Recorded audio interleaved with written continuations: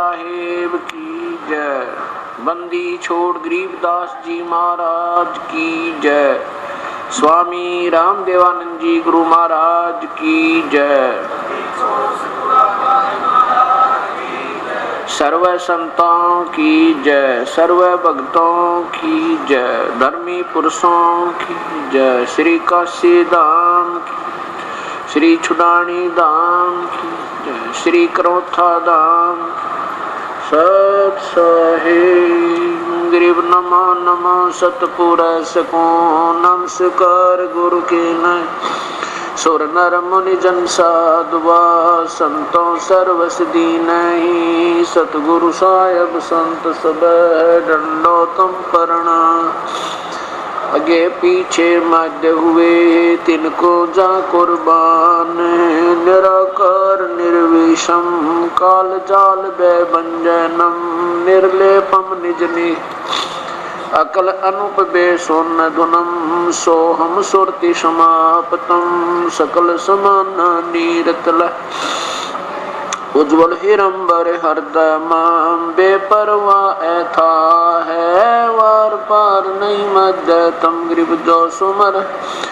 सिद्ध होई गणनायक गलता ना करो अनुग्रह सोई। पारस पद परवाना आज गणेश मनाऊं। गणनायक देवन देवा चरण कमल लोलाऊं। आद अंत करु सेवा प्रभु शक्ति संगीतम। रिद्धि सिद्धि दाता सोई अवगत गुण अतीतम। सत्य पुरुष निर्मोही जगदम्बा जगदीशम। मंगल रूप मुरारी तन मन अर्पो शेषम। भक्ति मुक्ति भंडारी सुर नर मुनि जन ध्यान। ब्रह्मा विष्णु महेशा शेष शेष मुख गाँव। पूजा आद्य गणेशा इंद्र कुबेर सरीखा। वरुण धर्मराय धामे समर्थ जीवन जी का। मन इच्छा फल पावे 33 कोटि अदारा। जामे से 88 उतरे भव जल पारा। कट है यम की फांसी 33 कोटि अदारा। से 88 उतरे भव जल पारा। कट है यम की फांसी। सत साहिब। कर जोरों विनती करो दरों चरण पर शीश।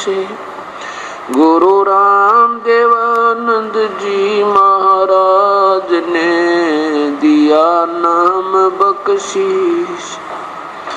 कोटि कोटि सजदा करूं कोटि कोटि प्रणाम।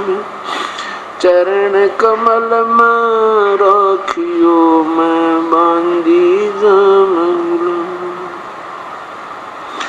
अवगुण किए तो बहुत किए करत न मनिहारे। बावे बंदा बख्श दियो बावे गर्दन उतार। अवगुण मेरे बाप जी बख्शो गरीब निवाज। जो मैं पूत कपूत हूँ और पिता को लाज। मैं अपराधी जन्म का नक्शक बरे विकार। तुम दाता दुखे भंजना मेरी करो समझ। कूता तेरे दरबार का मोतिया मेरा नाम। गले प्रेम की जेवड़ी जा खेचो वहाँ जाऊं मैं। तो करो तो बावड़ू दूर दूर करो तो जाऊं।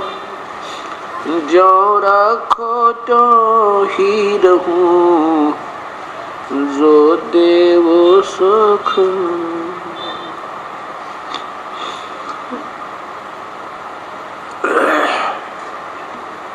परम पिता परमात्मा पूर्ण ब्रह्म, सारी सृष्टि के रचनहार कुल मालिक कबीर देव अर्थात कबीर साहिब की असीम कृपा से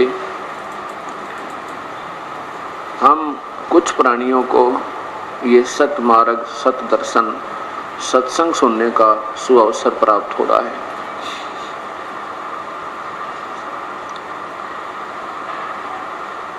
परमेश्वर पूर्ण ब्रह्म कबीर साहिब स्वयं ही आते हैं और इस काल के जाल में फंसे हुए हम अनजान आत्माओं को अपने निज घर का, अपने मूल स्थान का, जहां से हम बिछुड़ कर आए हैं, वो परमात्मा आप ही ज्ञान कराते हैं। जब वो परमेश्वर आते हैं तो हम उनको पहचान नहीं पाते हैं, जिसके कारण हम अपने भगवान से तो दूर रहते हैं और आन उपासना, दूसरे प्रभुओं की साधना में हम लीन रहते हैं, और जिस कारण से हम अपने उस स्थान पर नहीं जा पाते जहां जाने से जीव की फिर कभी जन्म मृत्यु नहीं होती। वो परमेश्वर आकर हमें बताते हैं, लूट सको तो लूटियो राम नाम की लूटे, पीछे फिर पछताओगे हे प्राण जाएंगे छूटे।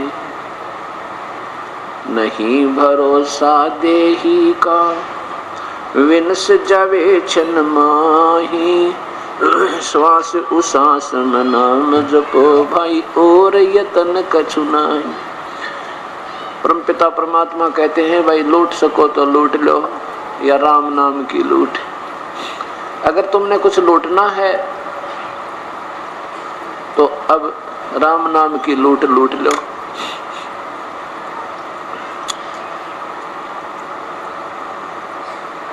जैसे इंसान जब बेसब्रा हो जाता है तो ना जाने धन कमाने के लिए कैसे कैसे तरीके अपना लेता है, और जब इससे पुण्यात्मा को ये ज्ञान हो जाएगा कि जिस धन को तू जोड़ जोड़ कर बैंक भर रहा है या कोठी पर कोठी, कार पर कार बना रहा है, ये तेरा नहीं है, और जो तेरा धन है उसको तू अभी जोड़ना प्रारंभ नहीं कर पा रहा है। जब इसको ये ज्ञान हो जाएगा कि तेरा जो वास्तविक धन है उसको तू भूल चुका है, जब इसको पक्का विश्वास हो जाएगा कि वास्तव में ये धन है मेरा, बाकी ये धन अपना नहीं है, तो फिर ये इतना ही उसकी विपरीत दिशा में हो जाता है। जैसे भी पहले बहुत से महापुरुषों के प्रमाण मिलते हैं, जैसे वो पहले डाकू हुआ करते थे, कुसंगत में पड़कर वह अच्छी आत्माएं डाकू बन गए, और जब उन डाकू ऐसे बने कि इतने बेसब्रे हो गए कि मनुष्य को मार भी दे, लूट भी ले, एक जगह से फिर दूसरी जगह एक एक दिन में कई कई अटैक कर दे, रात दिन पड़े नहीं, यानी दुनिया को लूटने में लगे रहे। और जब उन कुसंगत में पड़ी हुई यानी कीचड़ में पड़े हुए लाल को और किसी संत ने अपने सत्संग रूपी अमृत जल से साफ कर दिया, फिर उनकी वृत्ति, क्योंकि उनका जो स्वभाव है वो लूटने का था, तो उनको फिर दूसरी दिशा मिल गई राम नाम के धन लूटन की, और उनके हरदम या पक्की जच गई कि ये धन लूटना चाहिए, वो तो गलत था, पाप भी बने थे और वो धन हमारा रहना भी नहीं था। अगले जन्म में ना जाने के हालत होती इस प्राणी की, कभी कुत्ता बनता, फिर खाज लगे, कितने कीड़े पड़ जा, जीव पड़ जावे शर में, और तड़प तड़प कर मरता जितने प्राणियों को उसने कष्ट दिया था। और जब उनको ये ज्ञान हो गया तो फिर इतनी ही स्पीड होती है उनकी, क्योंकि उनकी वृत्ति, उनका जो गति है, स्वभाव है, इसी प्रकार फिर वो राम नाम को भी ऐसे लूटते। उनकी भगवान के नाम के जाप में और दान धर्म सेवा करने में भी फिर वही स्पीड रहती है, वही गति रहती है, उतनी और इतनी शीघ्रता से उधर विख्यात हो जाते हैं। जैसे उधर वो चोरी करके डाके मार के विख्यात हो गए थे, इतने ही फिर प्रसिद्ध उसके विपरीत सत मार्ग में आके और भक्ति मार्ग में भक्त और ऋषि कहला जाते हैं। तो यहाँ परमात्मा कहते हैं कबीरा सब जग निर्धना धनवंता न कोई, धनवंता सो जानियो राम नाम धन होवे। वह पृथ्वी पति चकवे गए जिनके चक्कर चलंत, ये रावण सरीखे कौन गिने भाई ऐसे गए अनंत। अगर यहाँ की धन संपत्ति को तुम अपना मानते हो तो ये आपकी नहीं है। पूरी पृथ्वी के राजा भी होकर चले गए, पृथ्वी ज्यों की त्यों है वो चले गए। उसके बाद ना जाने कितने राजा इसको अपने मानकर इस पर कुबद को मारकर चले गए। जो शुभ कर्म करना था उसको भूल गए, क्योंकि सत्संग के अभाव से उनको ये ज्ञान नहीं हुआ कि मनुष्य जीवन का काम कुछ और भी होता है। तो कहते हैं सारी पृथ्वी के वो राजा थे वो भी चले गए, रावण श्रीखे कौन गिने ऐसे गए अनंत। यदि तू यहाँ अपनी अस्थायी धन को, अस्थायी सुख को, अक्षणिक सुख को, और ये 2 दिन की दुनिया में आपके पास मान लीजिए कुछ पैसा है, कार कोठी कोई फैक्ट्री लगा ली, और आम व्यक्ति आपसे प्रभावित है, बड़ा पैसे वाला, बहुत ही आपकी जो ना इज्जत है, ये तो 2 दिन की। आपसे ज्यादा रावण, लंकापति राजा रावण की तुलना देते हैं कि वो कितना धनाढ्य, इतना धनाढ्य था कि उसने सोने की लंका बना रखी थी।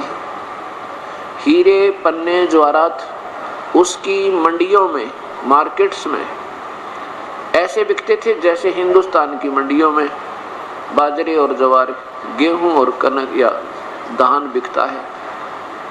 इतना धनवान था वो। और एक भक्ति ना करने से, पूरे संत ना मिलने से, वैसे ये भी नहीं कहा जा सकता कि उसने भक्ति ना करी, भक्ति तो की उस आत्मा ने। वो निर्मल आत्मा थी, प्रभु की तरफ थी, जैसे हम और आप थे। कोई जन्म से बुरा नहीं होता, फिर कर्म से बुरा बन जाता है।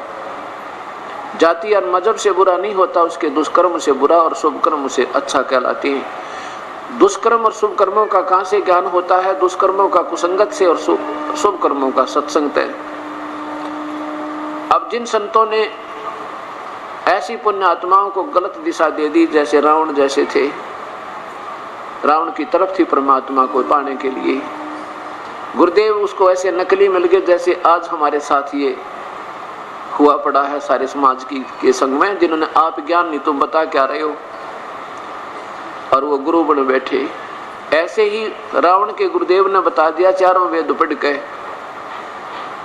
कि शिव ही सर्वशक्तिमान है बेटा, यही मृत्युंजय है, सर्वेश्वर है, कालज्य है, महादेव है, और इसका ओम नमः शिवाय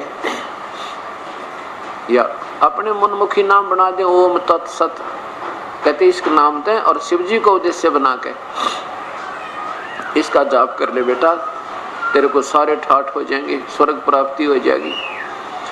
अब उस रावण ने का क्या दोष कहे?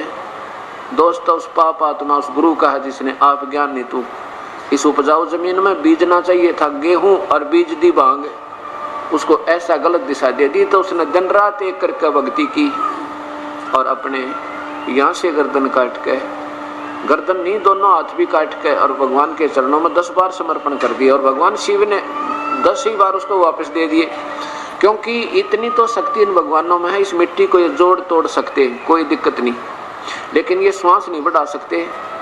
और जैसा उनका सैक्रिफाइस का जो कर्म बन गया उसका फल जरूर दे देते हैं, क्योंकि ये वर्क डन ही दे सकते हैं। और लेकिन ना ये स्वयं मुक्त, ना ये स्वयं अजर अमन, ना ये स्वयं अमर अजर अमर, विष्णु ब्रह्मा और शिव ये स्वयं नासवान और इनके पुजारी नासवान। अक्षणिक सुख गीता में इनको बुरी तरह लताड़ा है, जो तीनों गुणों की भक्ति करते, मूर्ख लोग, रुक्ष राक्षस स्वभाव के, रजगुण ब्रह्मा, सदगुण विष्णु, तमगुण शिव जी। अब दोष किसका है? इन गुरु लोगों का, जो समाज को गुमराह कर रहे हैं, शास्त्र के विरुद्ध साधना करवा के इनको दोषी बना रहे हैं, जिसके कारण कोई भूत बना, कोई प्रेत बना, फिर 84 में चक्कर काटे। तो रावण ने भक्ति भी की, लेकिन वह भक्ति शास्त्र विरुद्ध होने से उसको कोई लाभ नहीं हुआ। अब इसको हम लाभ मानते हैं, घर में धन हो गया, ऐसा हो गया, वैसा हो गया, फिर उसका प्रतिफल क्या हुआ? तो यहाँ परमात्मा कहते हैं कि पूर्ण संत मिले बिना, इसी बात का पवित्र गीता जी गवाही देती है। गीता बोलने वाला भगवान अंत में कह देता है, कर्णन उस परम पिता के बारे में मैं नहीं जानता भक्ति, वो तो कोई संत बतावेगा तो उसका सच्चा संदेश वाहक आएगा। और इसी का प्रमाण चारों वेद देते हैं। यही जो की तो व्याख्या जो पवित्र गीता जी में, वही पवित्र चारों वेदों में, क्योंकि गीता जी चारों वेदों का निष्कर्ष है ज्ञान मार्ग में। और वही प्रमाण पवित्र कुरान शरीफ आपके सामने पेश की जाएगी, वही उसमें प्रमाण है।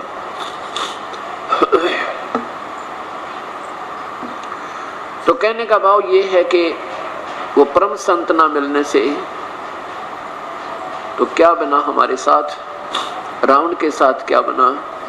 भक्ति की, समर्पण कर दिया, शीश काट कर चढ़ा दिया। इतनी भक्ति आज के ये कलयुग के जो भगवान शिव के उपासक एक उंगली काट कर ना चढ़ा सकते, और जो रावण ने सैक्रिफाइस किया ऐसा तो ये 70 जन्म नहीं कर सकते। और फिर उसको मिला क्या उस भगवान शिव की उपासना से? वो गलत गुरु गलत मिल जानते हैं, मार्गदर्शक गलत मिल जानते हैं। भोली आत्मा अपना जीवन खो के चला गया, राक्षस कहलाया, पाप आत्मा बनाया, कितनों को दुख दिया, भगवान के साथ दुश्मनी ले ली, त्रिलोकीनाथ के साथ। और ऐसा दुष्कर्म जो ऐसे योद्धा को शोभा भी नहीं देता। एक अबला को उठा लेना, अपनी माँ को उठा लिया, सीता को उठा लेना, त्रिलोक जननी, त्रिलोक में ये तीनों माता कहलाती हैं, पार्वती माता, लक्ष्मी माता और सावित्री माता। अब कहने का भाव दास का ये है कि फिर सोने की लंका भी दे दी, धन गणा दे दिया भगवान शिव ने, क्योंकि ये सिद्धि और रिद्धि दे देते हैं। और ये धन, ये ज्यादा धन इस जीव का सबसे बड़ा दुश्मन है। माया गढ़ी हुई ना, और इसमें कुब्द जागी ना, ये सतमार्ग पर चल ही नहीं सकता जब इसके पास धन गणा हो जाएगा। और संत परमात्मा तो इस माया से दूर करने की चेष्टा करते हैं और सलाह देता है परमात्मा के बेटा इस माया को ज्यादा मत मांगना। कितना मांगना? साईं इतना दीजियो जिसमें कुटुंब समावे, हम भी भूखे ना रहे, अतिथि न भूखा जावे। हमें तो इतनी देना प्रभु कि ज्यादा माया ना देना, कहीं इस घनी माया को पाकर हम आपसे दूर ना हो जावें। ये माया जीव को परमात्मा से प्रथम दूर करे, क्यों घूटी लाने लग जाएगा। या कि एक फैक्ट्री की जगह 2 ला बैठेगा, उसमें वो कुछ कर्ज हो जाएगा, कुछ मजदूर छटराई कर देंगे, सारी रात नींद आवे ना, भगवान भूल जाएगा, फिर घुट्टी लाने लग जाएगा, कहते टेंशन ठीक करूं इसलिए घुट्टी शराब पीता हूं, और फिर गया काम तय। परमात्मा कहते हैं परमेश्वर आप डॉक्टर की तरह ट्रीटमेंट करना दास का। बीपी डाउन होता है कौन सी गोली, अप हाई हो जाता है कौन सी गोली, ठीक रखियो मालिक। बीपी हाई भी बुरा, डाउन भी गलत। तो हे परमेश्वर गणे धन भी बुरा और थोड़ा भी काम ना चले थोड़े में। तो साईं इतना दीजिए जिसमें कुटुंब समावे, हम भी भूखे ना रहे, कोई अतिथि ना भूखा जावे। अब जब हम पूर्ण परमात्मा, पूर्ण परमात्मा के नुमाइंदे, पूर्ण संत की शरण में आ जाएंगे, फिर वो कबीर परमेश्वर, वो पूर्ण ब्रह्म आपको आपके भाग्य से ज्यादा भी देगा, अपने कोष ते, अपने खजाने ते भी दे देगा ये दयालु भगवान। और आपके साथ हरदम रहेगा। कैसे? जो बच्चा गौ की नजर में, यो साईं ने संत भक्तों के पीछे फिर ये भक्त वचल भगवंते। भक्तों के पीछे फिर ये भक्त वत्सल भगवंत, वो कबीर परमेश्वर, वो भक्त वत्सल भगवंत। अब देखो ऐसा नहीं है कि भगवान ब्रह्मा विष्णु शिव भी ये भी शक्ति रखते हैं, जैसे एक प्रांत का विभागीय मंत्री होता है वो भी राहत दे सकता है, और उनसे राहत लेने का भी यही तरीका है, उनकी मर्यादा में रहे, सच्ची लौ लगावे, तो वो जितना राहत वो दे सकते हैं दे देंगे। लेकिन गीता में मना किया है तो अक्षणिक सुख है, ये मंदबुद्धि मूर्खों का अक्षणिक लाभ है, ये तो मूर्खों की पूजा, बेवकूफों का साधन है, भक्ति है तीनों गुण और देवता, अन्य देवता तक। आन देवता माने वैसे तो एक पूर्ण परमात्मा, पूर्ण ब्रह्म, कबीर देव, देव माने भगवान होता है, देव का अर्थ होता भगवान। और जैसे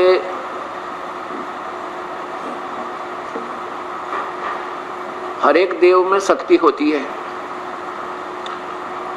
अब ब्रह्म कहता है कि जो मुझे छोड़कर अन्य देवताओं की पूजा करते और भगवानों की, जैसे ब्रह्मा भगवान, विष्णु ब्रह्मा देव, ब्रह्मा विष्णु देव और शिव महादेव, शिव शंकर देव, ये भी आन, ब्रह्म कहता है ये आन देवता है, अन्य देवताओं की पूजा।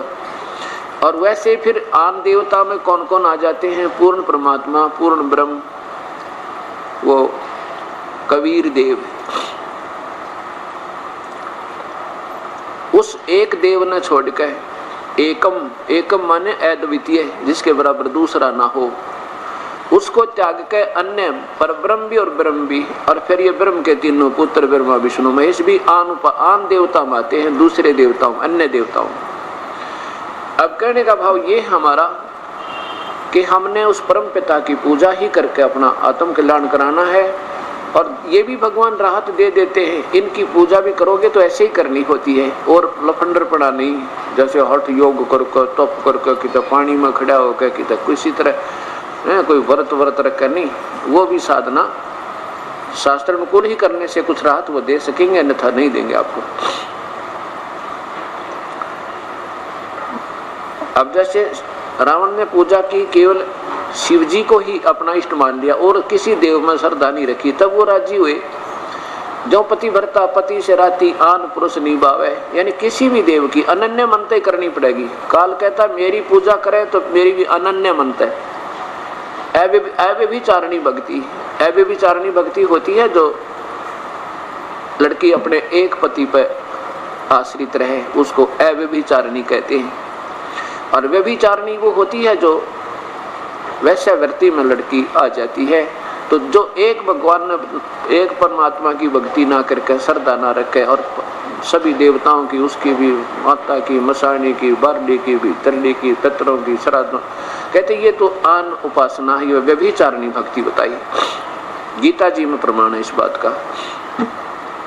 तो जिस भी इष्ट का भक्ति करनी है अनन्य मन से करनी है, तो वो जितनी उसमें शक्ति समर्थता है उतना लाभ दे देता है। जैसे आपकी किसी दोस्ती होगी तहसीलदार से, और उसके साथ भी आपका एक रस सही प्रेम हो गया, तो आपको पूरी राहत देगा। जैसे आपने को इतनी राहत दे सके, अपना रजिस्ट्री करानी पड़ेगी कि तक कभी, वो तो जीवन में एक आधी बार सूत बैठे बस। आप उसके पास जाओगे तो आपको अंदर कुर्सी में बैठा होगा और वही चाय मंगाओगा और वही बैठे रजिस्ट्री करके हाथ में दे देगा, आपने कहीं नहीं जाना पड़ेगा। इतना सुविधा वो दे दी, पर इससे बाहर का कोई लाभ वो नहीं दे सकता। उसके बाद तो संसार में बहुत घने काम है जो हम अधिकारियों से कराने होते हैं। तो इसलिए कहा कि एक कैसा दे सब सदै, और जब प्रधानमंत्री तो मेल हो जाता है, वो तहसीलदार जाते सलूट मारे और उसी कुर्सी पर बैठा और चाय पिलावे, जो पता लग जाए प्रधानमंत्री का खास नुमाइंदा है, और काम करे, और भी काम जहाँ जाओ वहीं सरे, वो सारे काम ठीक हो। इसी प्रकार उस परम पिता की एक कैसा दे सब सदै, सब साधे सब जावे, और माली सींचे मूल को फिर फले फूलेगा।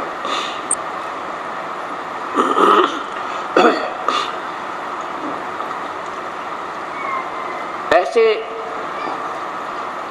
क्या बताते हैं परमात्मा के, साईं इतना दीजिए जिसमें कुटुंब समावे, अम्बी भूखे ना रहे अतिथि ना भूखा जावे। कबीर परमेश्वर। चारों युगों में आए हैं ये परमात्मा। सतयुग में सत्सुकृत नाम से, त्रेता में मुनिंदर नाम से, द्वापर में करुणामय नाम से और कलयुग में उस परमेश्वर का वही नाम जो इनका वास्तविक नाम है, कबीर देव। हम उसे कबीर साहिब कहने लगे। कबीर साहिब, कबीर साहिब कहो, कबीर देव कहो, कबीर भगवान कहो, कबीर अग्नि कहो, कबीर पुरुष कहो, पुरुष कबीर पुरुष, कबीर भगवान, कबीर अल्लाह कहो, कबीर गॉड कहो, कबीर रब कहो, हक्का कबीर, सत कबीर कहो। सत कबीर माने अविनाशी कबीर।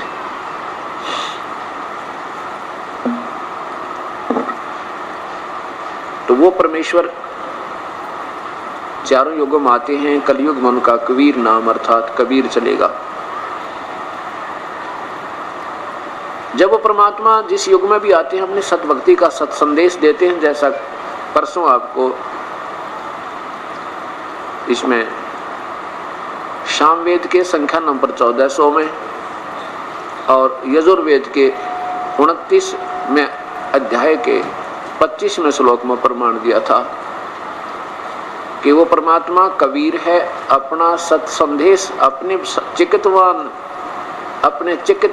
ज्ञान का, चिकित्वान माने स्वस्थ ज्ञान का, कति बिल्कुल जिसमें कोई किसी प्रकार की कोई मिलावट ना हो, कोई रोग ना हो, कोई दुख किसी प्रकार का शंका ना हो, ऐसा ज्ञान लेकर आता स्वच्छ, स्वस्थ और स्वच्छ। और वो कबीर है स्वयं ही। जब वो परमात्मा कलयुग में आए हुए थे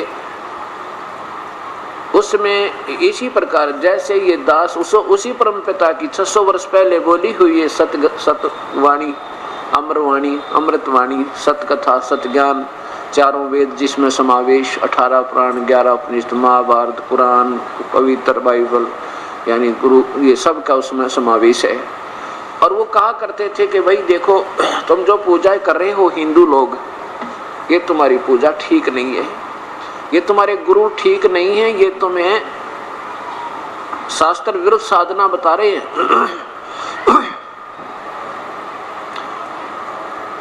तुम जो आन देवताओं की पूजा करते हो, ब्रह्मा विष्णु महेश तक की जो पूजा करते हो, ये तुम्हारी गीता में मना है।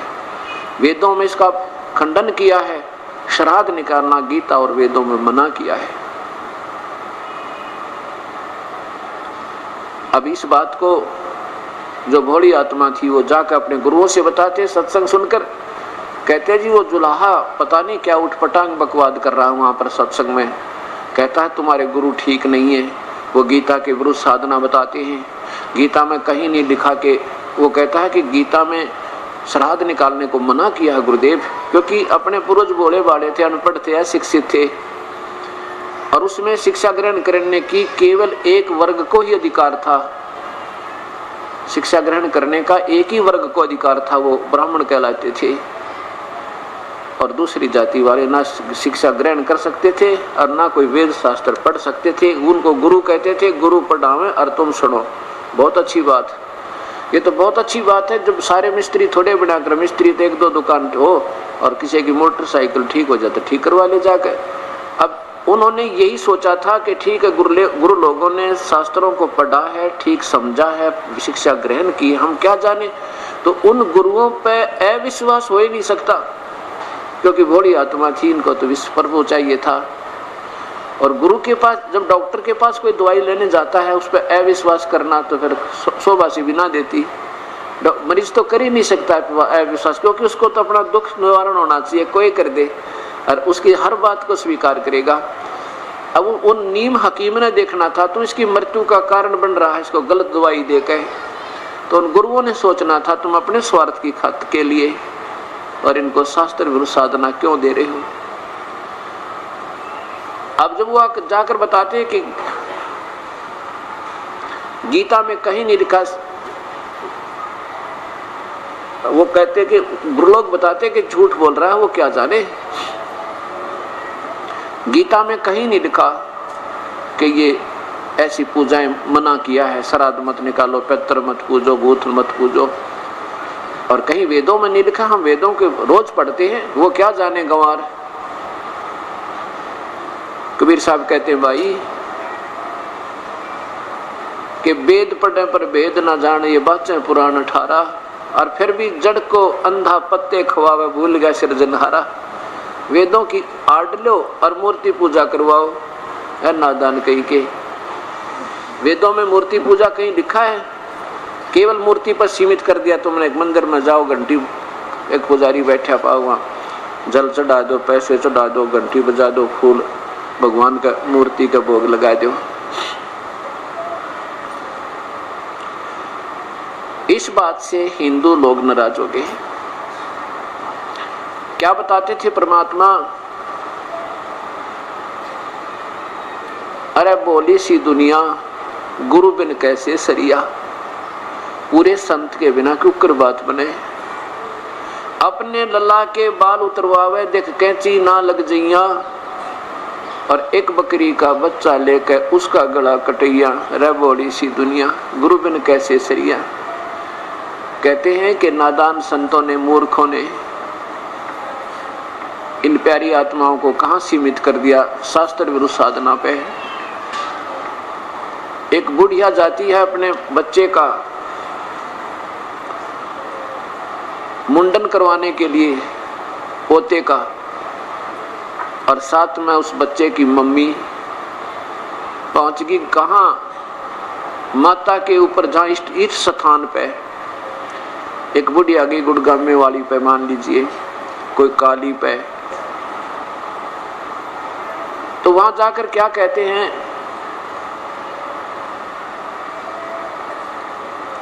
कि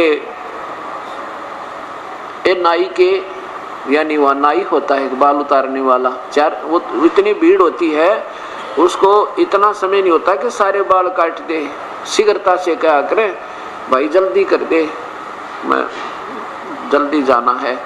तो वो क्या करता है, 2 कैंची मारता है और इतने बाल पकड़ा देता है बुढ़िया तक। और वो फिर अंदर जाकर कहा, माता के दरबार में चढ़ा देते हैं, अपने इष्ट धाम के अंदर मंदिर में। और बाहर 5 रुपये लेगा तो वहाँ मंदिर में 20 रुपये लेता है 2 कैंची लगाने की, क्योंकि उसको पता है कि यहाँ तो ये पक्का फटाफट शीघ्रता का काम है। उसका फिर क्या होता है कि आजकल वहाँ एक कॉन्ट्रैक्ट होने लगा। कॉन्ट्रैक्ट बेस पर छूटता है ये कि एक ठेकेदार होता है, वो ले लेता है, जैसे 2 लाख रुपए में एक माता का जो समागम होगा, 2 लाख रुपए सर उस कमेटी को दे देंगे, जिस दोस्त का प्रबंधक कमेटी है, बाकी व्यवस्था हम करेंगे। ज्यादा आवेगा तो हमारा और कम आवेगा तो हमारा। तो फिर ऐसे नहीं बिठाओगे जो बाहर 5 में काटने थोड़ा 20 लेंगे। तो ऐसे उस क्या करती है, कहते हैं देख भाई नाई के धीरे धीरे काटना, नाई धीरे धीरे काटना, मेरे पोते के बाल कहते कैंची ना लग जाए, इसका अभी कच्चा सिर है, नाजुक नाजुक सा। और फिर साथ में प्यार करती है, देख रहे छेद छेद करना मेरे बेटे पोते का। अब फिर कहते हैं एक बकरी का बच्चा लेके है और उसका गला कटैया। रे बड़ी सी दुनिया, अपने बच्चे की खैर के लिए, अपने बच्चे की सुरक्षा के लिए, और दूसरे की गर्दन कटवा देना, ये कौन से सिद्धांत शास्त्र भगवान में लिखा है, भगवान के शास्त्र में लिखा है? ये कभी सुख नहीं, महा दुख का कारण बनेगा। और इसका निमित्त वो मूर्ख लोग संत हैं जिन्हें आप ज्ञान नहीं, तुम कहाँ इस नरक में धकेल रहे हो बोली आत्माओं को। परमात्मा कहे कुछ सोचो दिमाग से, अपने बच्चे ने तो इतना प्यार करे और दूसरे के बच्चे का गला कटवावे। जैसा दर्द आपना हो ऐसा जान बनाने। अब जैसे कुत्ते का लठ मार दे, गली में बैठा हो और पीछे को तेरा ठोक देता है, फिर देखे के हाल हो। कहते हैं जैसा दर्द उसका हो वैसा अपना समझ भाई, फिर इच्छा नहीं होगी बिल्कुल बुरे कर्म करने की। हम ये सोच लेते हम जो कर रहे हैं ठीक है, अपने ऊपर कोई आपत्ति नहीं होगी। यही अनजानपना हटाने के लिए सत्संग और इन सदग्रंथों के पठन पाठन की और सत्संग श्रवण की संतों ने बहुत ही जो ना जोर देकर समर्थन किया है। इसकी हमें यहाँ सत्संग सुनने के लिए बात बताई, वचन कहे, तो हमने इनको अनुसरण करना चाहिए। अब वो क्या करता है, जो बाल ले रहा है, बाल मंदिर में बाल चढ़ा दिए, पुजारी उसको क्या करता है कि बोरी में डालता रहता है, उठा उठा कर सारे बालों को जो बच्चों के उतरवाए हैं। और शाम ने कितना कुरडिया यानी कितना या तो गंदे नाले में ठोकेगा उसने, या कितना बार जंगल में डाला होगा। अब देखो, अब हम तो प्रसन्न हो गए कि हमने बाल उतार दिए, चढ़ा दिए देवी के। अब देवी उन बालों का क्या करेगी और के वो पुजारी करेगा? कौन से बैंक में जमा वो करान के ना कि डिपॉजिट करा दे, या कि और काम आन के ना मतलब कि गली में ठोके। तो परमात्मा कहते हैं इन नादान साधनाओं को त्याग कर अपने बच्चों के यही बाल उतार के कितना फेंक दो। ये तो काटने योग्य हो जाए जब काट देना और कहीं डाल दो। इससे उस बच्चे की सुरक्षा का कोई सहयोग नहीं है, इसमें कोई इसका योगदान नहीं है। ये उन नादान संतों की बनाई हुई अटकड़ें, अपना स्वार्थ के एक बाल उतारने के बहाने जरूर जाएंगे तो 10-20 चढ़ा के भी आओगे, खाली तो को नहीं ने। और उनको डरा दिया, देखो एक ने बाल ना उतरवाए थे, उसका बेटा मर गया, फिर वो दूनी घी बन जा, ज्यादा दुखी हो जा आत्मा। सचमुच भाई कहीं एक थोड़ी सी बात के कारण बात ना बिगड़ जाए, चलिए भी पूजा कर लेते हैं। फिर क्या बताते हैं कि कच्चा पाका भोजन बना के, ये तो सब ने पता हुआ है, माता का किस्सा बनाया करें आहार, और उनको ये भी मालूम होता बनाने वाली ने कि कुत्ता न खाना है। उसको कच्चा पाका भोजन बना के माता पूजने गईया, और उस माता पे कुत्ता मुत्ता वो क्यों ना मर गईया। अरे बड़ी सी दुनिया, जिन उस मैडी पे, उस मढ़ी पे जिसने आप माता मान रहे थे, और वहां वो चढ़ा दिए, बना रखा था अपना भोजन, उसको डालते ही कुत्ते 1 सेकंड में आ लेते। वो तो लठ लेकर खड़ा होना पड़ा है कि इतने पूजे इतने डट जा। और बुढ़िया नीचे उतरी ना, कुत्ते ऊपर, उसका सारा आहार खावा माता का, और चलती उस पर पेशाब करें। परमात्मा कहे तुम तो इससे डरो इस पत्थर से, और वो कुत्ते उसके ऊपर मुँहते। उनकी टांग क्यों ना तोड़ दी उस माता ने जब उसमें बैठी होती थे। अब आपके कुत्ता, आपके वस्त्र पे कुत्ता मूत के दिखाइयो, जब लठ लेगा नहीं पड़ो तो उसका 2 ठोको, क्योंकि आप तो वर्तमान में हुआ कुछ भी नहीं है, जिसके भ्रम में आपको अज्ञानता में अपना जीवन खो रहे हो, जो सत भक्ति हुआ की नहीं, और फिर ये मनुष्य जीवन बर्बाद हो गया। फिर क्या बताते हैं कि जीवित बाप के ला तो झगड़ा करें। पिताजी जब वर्तमान में होते हैं, जब तो नाना बातों पे मनमुटाव भी रखें, कहे कि मानना, और जब वो मृत्यु को प्राप्त हो जाता है फिर उसके शरीर को तो फूंक दिया, और फिर लोग कहते हैं इसके फूल उठाओ, अस्थियों को गंगा में प्रवाह कर दो। परमात्मा ने कहे भाई फिर देखो, अगर तुम ऐसे पिता के ज्यादा श्रद्धालु हो तो जीवित को सुख देते। जीवित था जब उसको समय पर भोजन अच्छा बढ़िया, क्योंकि सारी उम्र बच्चा, माता पिता जो है अपने बच्चों के लिए अपना जीवन निछावर कर देते हैं, और व्यर्थ अवस्था में फिर वो उम्मीद रखते हैं कि बच्चे हमें कुछ तो प्यार दे दें, और उसमें हम भूल जाते हैं कि हम भी कभी बाप बनेंगे और हम भी फिर आगे बूढ़े होंगे, और हमारे साथ क्या व्यवहार होगा। इसी अज्ञानता से हम एक दूसरे को पीड़ित करते रहते हैं। अब तो हम ये याद दिलाते हैं संतजन, परमात्मा की प्यारी आत्माओं को, कि तुम जीवित है ना जब माता पिता, उनकी खूब सेवा करो, उनके जो है हृदय को जीतो, ताकि वो सुखी खुशी खुशी अपना प्राण त्याग कर चले जाएं। अब वो मृत्यु को प्राप्त हो चुके हैं, और फिर उसको कहते हैं अस्थियों को वहां डाल के आओ। अपने हाथों आग लगा दी, काम सारा कर दिया तमाम, और फिर अस्थियों को उठा के वहां डाल के आओ। कहाँ? गंगा में। क्यों? क्यों का कोई जवाब नहीं किसी के पास। किस लिए डालते हैं? अके तो सभी डालते आए, हम तो पक्की परंपरा भाई, नहीं तो लोग समाज क्या कहेंगे। देखो अब ये फूल नहीं उठाने हमने, अगर इस भक्ति को करना है, प्रभु की मार्ग पर लगना है, तो ये वो पाखंड जितने हम पहला करते थे सब पूजाएं त्यागनी होंगी। बात रही दूसरी, जैसे आपने शहर में समस्या बताई, 1-2 भक्त ने आके कि शहर में क्या होता है जी, जहाँ हम अपने जो मृत्यु को प्राप्त हो गया परिजन, उसको वहाँ सभा करते हैं, तो उसकी अस्थि को हमने उठाना होता है, वो तो कहीं डालो वहाँ से उठा के, वो कोई बात ना, उनको उठा के आसपास किसी नहर में भाई डाल दो, कोई बात नहीं, वो तो बात हुई अलग। और उसको स्पेशल गंगा में जाकर लेके जाना, उसके लिए उसकी वहाँ गति करवाने जाना, पेंट भरवाना, उसके फिर श्राद्ध निकालना, ये शास्त्र विरुद्ध है। और जैसे गांव में अभी यह समस्या नहीं आई है तो बिल्कुल नहीं भूल कभी देखा उन फूलों को कितना पड़े रहे। चीज थी वह जा चुकी, हमारे पिताजी जो आत्मा थी वो गई, वो किसी कर्माधार पर कहीं दूसरे स्थान पर उसने अपना जन्म पा लिया होगा, और पीछे तुम उनके श्राद्धों में और ना जाने के काम करें जा।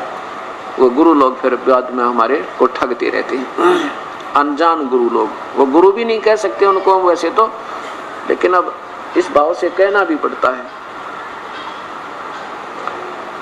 उसी परिभाषा को समझाने के लिए, उनके गुणों से परिचित कराने के लिए गुरु क्या होते हैं, और जो गुरु नहीं है उनको भी गुरु कहते हुए भी वो गुरुओं वाले काम नहीं करते। फिर क्या बताते हैं कि जीवित बाप के लट्ठम लट्ठा मुँहे गंग पुचैया, और फिर आवे आसोज का महीना, फिर कौआ बाप बनैया। है क्योंकि फिर आसोज में वो श्राद्ध निकालने का समय आता है, फिर कौआ बाप बनाया। पहले तो उसके पिंड भरवाओ, पहले तो उसके 13वीं करो, फिर महीने करो, फिर वर्षी करो, और वर्षी के बाद फिर शुरू हो जाए श्राद्ध। और श्राद्ध जब निकालते हैं, जब कहते हैं ना सबसे पहले ऊपर डाल दो, ऊपर कि हो सके तुम देखो ना, हो सके तुम्हारा पिताजी कोई कौवा बन गया हो। वो गुरु लोग बताते हैं कि हो सके तुम्हारा पिता कोई कौवा बन गया हो।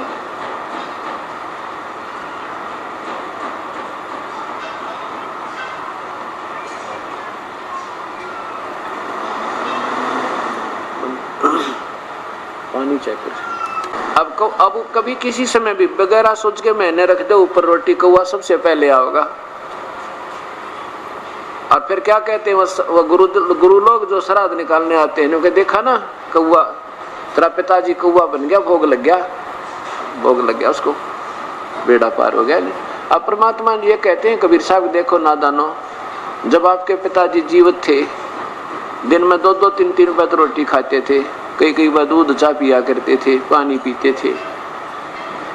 अब आपने सारे वर्ष में एक दिन, जिस दिन उसकी मृत्यु हुई थी वो सेलेक्ट कर लिया, वो अष्टमी या छठी या सप्तमी, और एक दिन खाना खिला भी दिया पिताजी, तो बड़ी बात कर लो कौवा बनने के बाद। फिर 364 दिन वो कौवा के खाओगा आपका पिताजी? कभी नहीं सोच सकते हम। क्यों नहीं सोचते? क्योंकि हम भावुक बने। देखो भावुकता भी ठीक ठिकाना, जो सही स्थान पर उस भावुकता का प्रयोग करेंगे तो लाभ होगा। अगर आम के स्थान पर बबूल बीज कर उतनी श्रद्धा रखें, उसकी इतनी सेवा करें, उसी प्रकार उस पर आश्रित रहें, तो वो जिसके लिए आप श्रद्धा कर रहे हो और उसमें लगन लगाई है, उसका लाभ ना होने से लाभ नहीं होगा, जिसके कारण वो व्यर्थ प्रयत्न रहा। अब इस प्रकार वो परमात्मा बताया करते थे। उधर से मुसलमानों को कहा करते थे कि तुम जो मांस खाते हो, ये मांस खाना महापाप है, और किसी प्रभु का संकेत, किसी धार्मिक व्यक्ति का संदेश नहीं हो सकता कि तुम मांस खा लो या शराब पियो या हुक्का पियो। मुसलमान शराब तो नहीं पीते, लेकिन हुक्का और मांस खुल्लम खुल्ला। और हिंदू लोग मांस नहीं खाते, शराब और तमाकू खुल्लम खुल्ला। उस समय की बात है। अब तो हिंदू, मुसलमान, सिख, ईसाई सब एक जैसे हो गए, कोई दिक्कत नहीं रही। मांस भी खावें, शराब भी पीते हैं, हुक्का बीड़ी सिगरेट फीम सब चरस परस सारे डंगे लगे। क्यों लगे? क्योंकि हम भक्ति से दूर हो गए, संतों का ज्ञान हमारे हृदय में पहुंचा नहीं। और जो संत सत्संग करते हैं और बताते भी यही बातें हैं, चोरी ना करो, ठगी ना करो, हुक्का मत पियो, शराब मत पियो, मांस मत खाओ, क्योंकि उनकी शब्द में शक्ति नहीं, और जिसके कारण उनके अनुयायियों का वो विकार छूट नहीं सकते। इसलिए संतों की भी आजकल, वैसे संतों की कमी नहीं, श्रोताओं की कमी नहीं, जनसंख्या बहुत, वहां पर विकार जो कहते हैं उनमें, क्योंकि उन संतों के शब्द में शक्ति नहीं है, वो परमात्मा से योग युक्त नहीं है। योग युक्त होना होता है कनेक्टेड विद गॉड, परमात्मा से जो संबंधित हो चुके हैं, जुड़ चुके हैं, और उनमें फिर उस ईश्वरीय शक्ति आती है और उनके माध्यम से वो शब्द शक्ति आगे काम करे, उसकी निराकार शक्ति प्रभु की। परमात्मा आकार है, उसकी शक्ति निराकार है। जैसे रसोई में छौंक लग गए, रसोई में छौंक लगता है तो वो आकार वस्तु रसोई में है और उसका गुण वो निराकार शक्ति पहुंच गई, तीसरे कमरे में छीकम छीक करे। ऐसे वो परमात्मा जब हम उसके रेंज में आ जाते हैं, कनेक्शन में आ जाते हैं, तो वो वही पावर आकर उसी काम करती है। ऐसे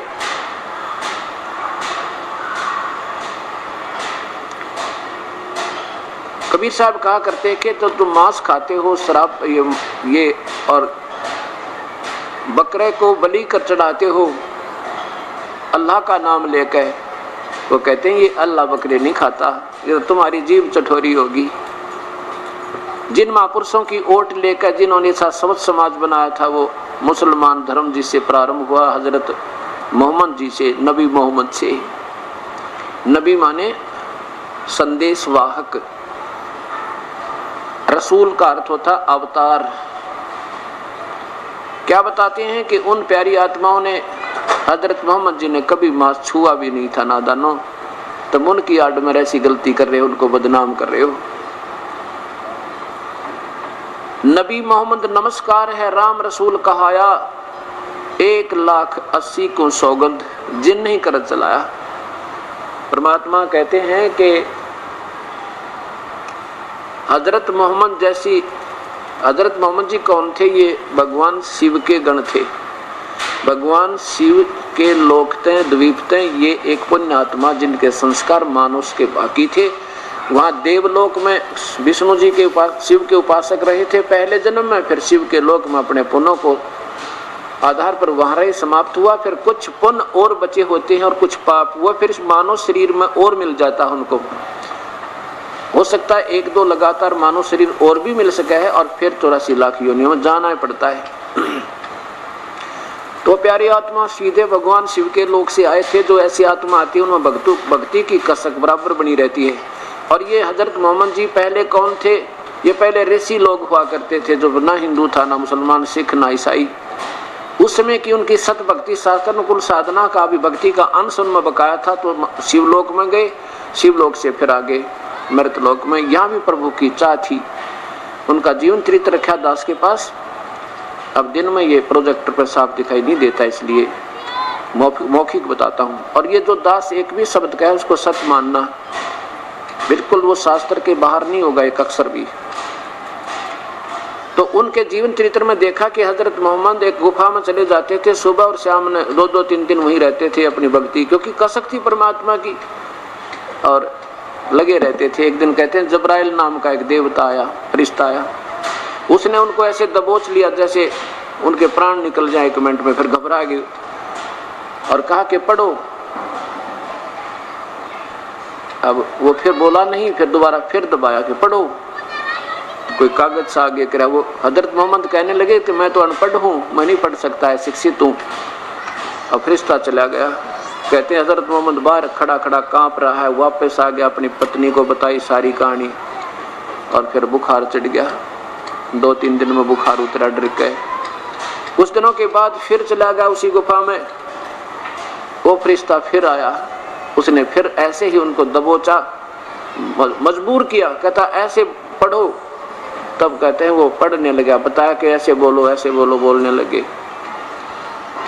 अब ऐसे ये कुरान शरीफ में उससे काल और काल के फरिश्तों ने उन प्यारी आत्मा को बाई फोर्स डरा धमका के, जैसे अर्जुन को डरा धमका के युद्ध करवा दिया, और ज्ञान उस काल ने अपना दे दिया। तो ऐसे हजरत मोहम्मद को डरा और धमका के जबरदस्ती कहा ऐसे बोलो, ऐसे ऐसे शिक्षा दो लोगों को। अब वो डर, उसके भय से फिर जैसा उस फरिश्ते ने उनको समय समय पर आकर जो मार्गदर्शन किया, और उसके आधार पर वो करता रहा। दूसरा क्या होता है कि जैसे पुजारी लोग होते थे, उन पुजारियों में कोई प्रेत आत्मा आकर बोलती थी, या कोई जैसे फरिश्ते भी आ सकते हैं जो ये पितर बने हुए हैं, ये भी प्रवेश कर जाते हैं भूत की तरह।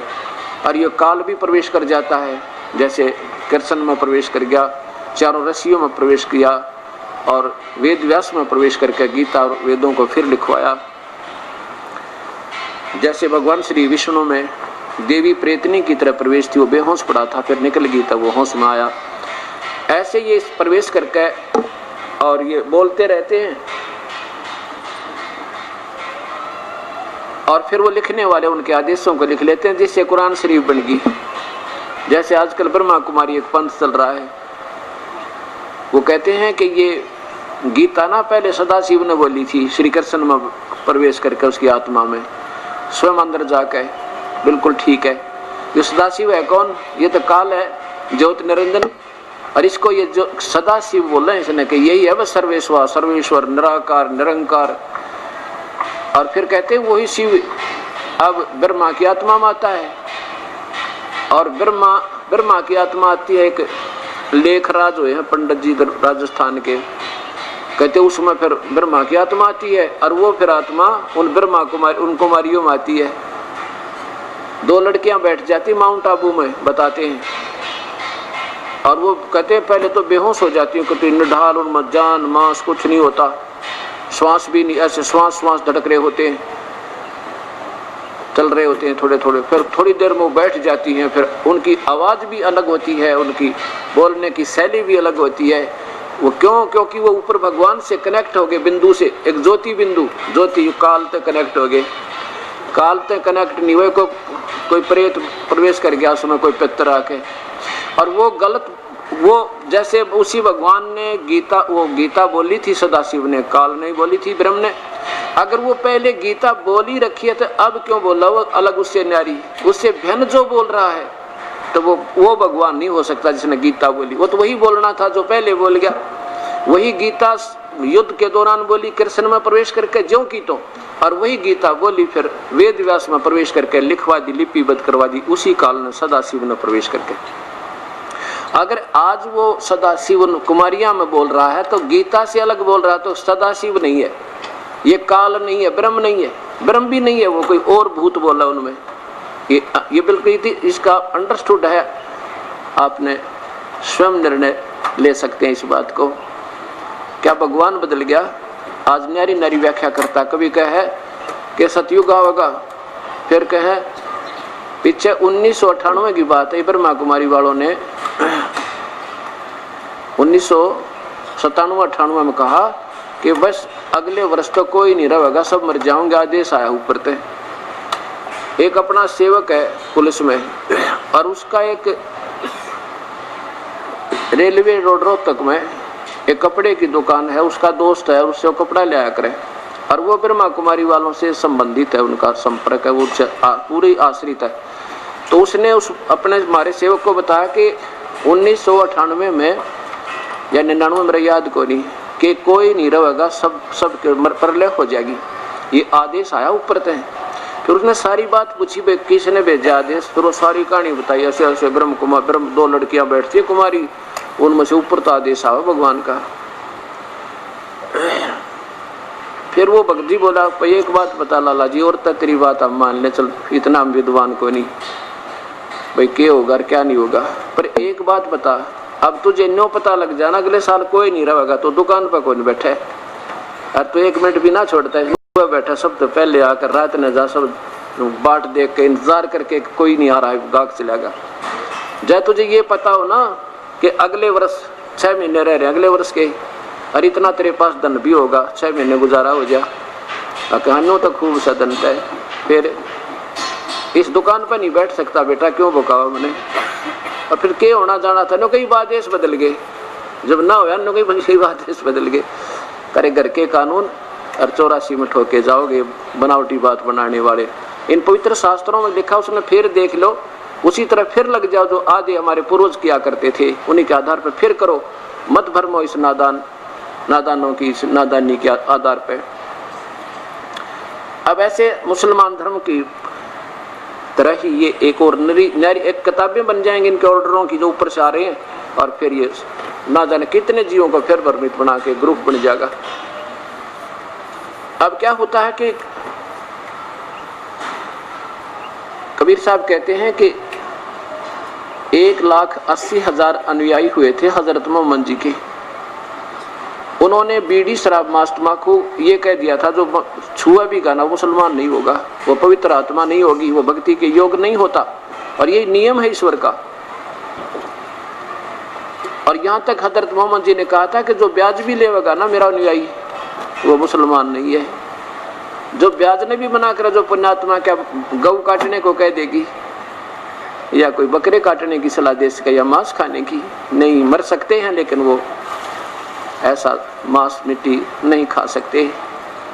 तो उसके लिए गवाही देते हैं परमात्मा के नबी मोहम्मद नमस्कार है, वो तो अच्छी आत्मा थी, ठीक है, उनको मार्गदर्शन अलग मिल गए, वो अपने हिसाब से कर गए, लेकिन उनकी आत्मा में कमी कती नहीं थी, उनका उद्देश्य ठीक था। पर आगे भक्ति जो उन्होंने मिली वो ब्रह्म तक की, बेचून अल्लाह केवल निराकार भगवान तक की मिली।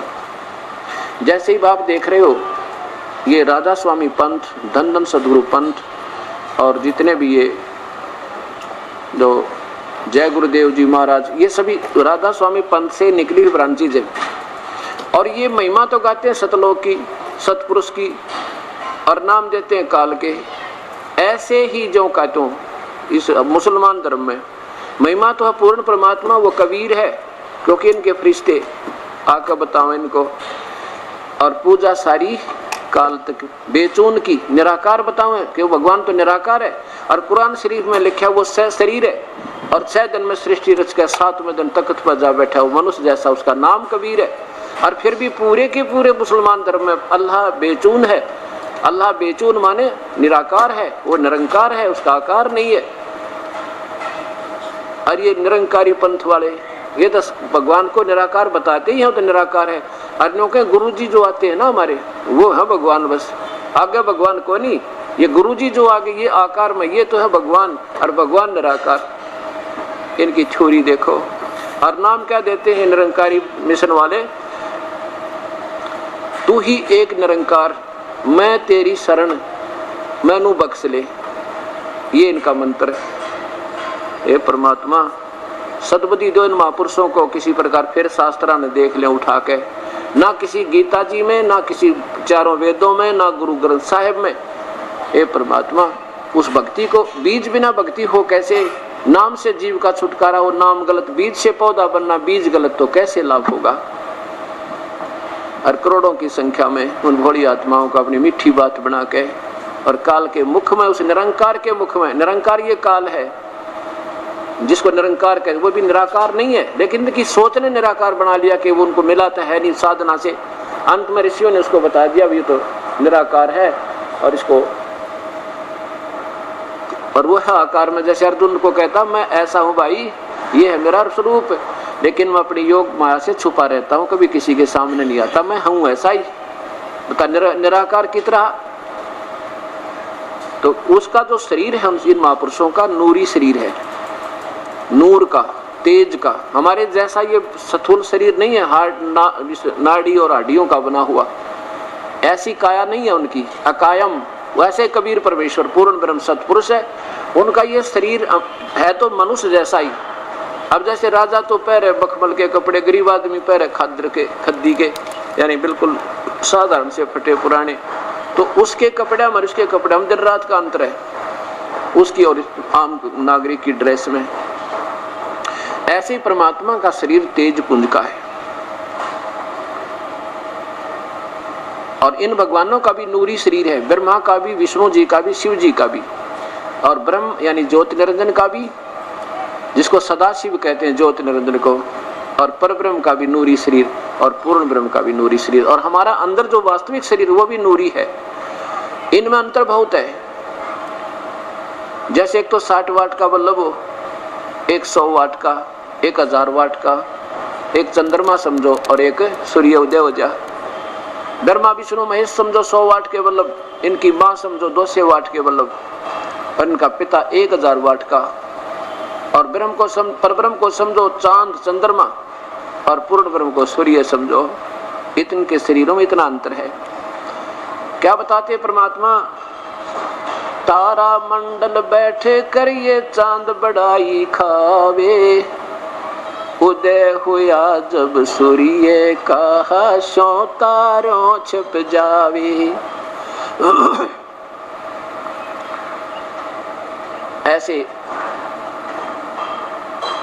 एक बार हजरत मोहम्मद जी कबीर साहब हजरत मोहम्मद जी को मिले आके और सतलोक ले गए उस प्यारी आत्मा को, क्योंकि बहुत प्यारी आत्मा थी, प्रभु में तड़प थी। ये हैं तो हम सारे उस एक भगवान के बच्चे, लेकिन अब इन गुमराह करने वाले काल के दूतों ने, फरिश्तों ने, संदेश वाहकों ने हमें गुमराह करके अपनी अपनी सोच बता के हमें एक दूसरे से विरुद्ध और भगवान से दूर कर दिया और 84 की तैयारी करवा रखी है।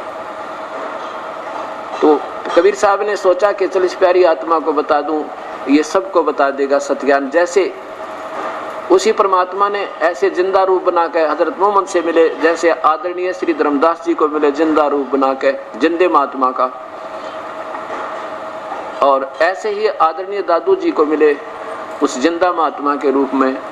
और दादू जी बालक थे छोटे से, फिर बूढ़ा बाबा कहने लगे, बूढ़ा बाबा था, बूढ़ा बाबा था। इसी जिंदा महात्मा के रूप में आदरणीय गरीबदास जी को मिले छुडानी में, हरियाणा प्रांत में।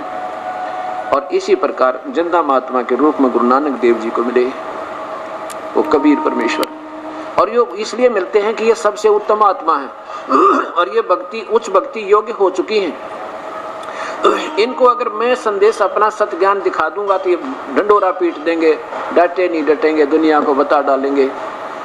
जैसे गुरु नानक देव जी को कबीर परमेश्वर मिले, आकर के सचखंड लेके वापस छोड़ दिया, फिर उन्होंने ना समाज देखा, ना मजहब देखा, ना कुछ अपना, केवल वो सत्ज्ञान प्रचार प्रारंभ कर दिया और जगह जगह जा जाकर उस पूर्ण परमात्मा की महिमा गा दी। ऐसे गरीबदास जी ने ऐसे परमात्मा ले गए, पूर्ण परमात्मा सचखंड में, सतलोक में कबीर देव, पूर्ण ब्रह्म सतपुरुष, और वापस लाकर उसी शरीर में छोड़ दिया। फिर उस गरीबदास उस प्यारी आत्मा ने एक अपनी आंखों देखा, बिल्कुल आंखों देखा, प्रत्यक्षदर्शी एक सदग्रंथ बना दिया, उस परमात्मा का इतिहास अमिट कर दिया इस कलयुग में। पहले तो कबीर साहब की वाणी में कुछ मिलावट सिलावट करवा दी थी, कुछ खत्म कर दी थी उनकी, अब ये ऐसा सुरक्षित रख दिया, अब कंप्यूटर में डाल दिया, अब ये कई हजार वर्ष तक के लिए ये सत्य ज्ञान समाज से दूर नहीं हो पाएगा।